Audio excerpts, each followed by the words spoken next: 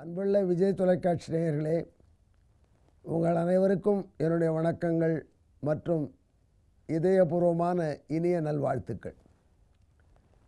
இப்பொழுது நாம் திருமகளுடைய 1000 திருநாமங்களிலே 293வது திருநாமத்தை அனுபவிக்கப் போகிறோம்.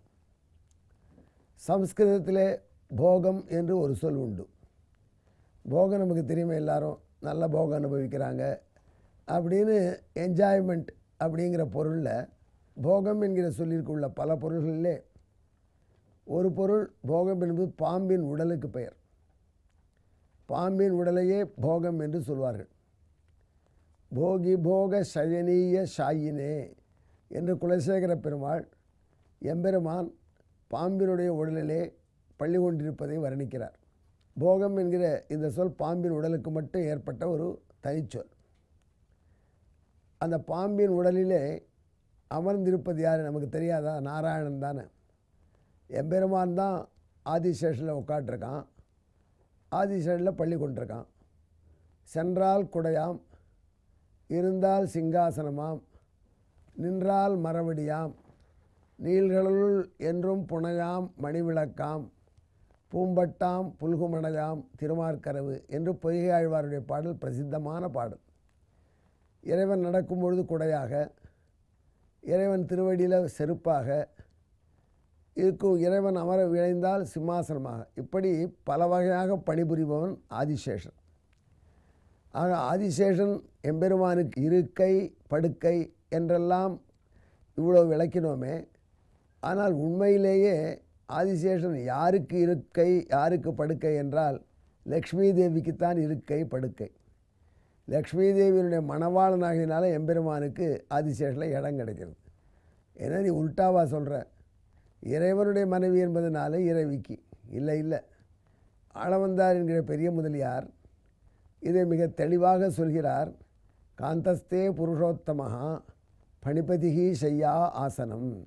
லக்ஷ்மி தேவியே, உனக்கு படுக்கை இருக்கை இரண்டும் பணிபதி என்று சொல்லக்கூடிய பாம்பரசன் நாகராஜன் ஆதிசேஷன் என்று பாடுகிறார். இது தெளிவாகலையே இன்னும். பெருமாள் அல்லவா சேஷபரியங்கத்திலே சேஷவாகனத்திலே காட்சி தருபவன் என்று சிலர் ஐயப்படலாம். இந்த ஐயமெல்லாம் திருக்கும் இடம் எந்த இடம்னா ஆண்டாளுடைய சாம்ராஜ்யம், ஸ்ரீவில்லிபுத்தூர் பிராட்டியினுடைய சாம்ராஜ்யம். அங்கே பிராட்டி எம்பெருமானுக்கும் தலைவி நமக்கும் தலைவி, எம்பெருமானையும் ஆண்டவள் நம்மையும் ஆண்டவள் என்பது நன்கு தெரியக்கூடிய இடம். அந்த ஸ்ரீவில்லிபுத்தூரிலே ஒரு தனி சிறப்பு இருக்கிறது. அங்கே பகவானுக்கு உற்சவங்கள் உண்டு. விழாக்களிலே பகவான் வாகனங்களிலே உலா வருவார். ஆனால் அவருக்கு அந்த ஊரிலே சேஷ வாகனம் மட்டும் கிடையாது.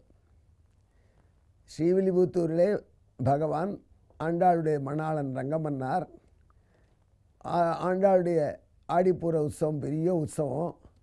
அது போய் நீங்கள் சென்று சேவித்தீர்களானா நோட் பண்ணலாம். அங்கே ஆண்டாளுக்கு தான் சேஷ வாகனம், ரங்கமன்னாருக்கு கிடையாது.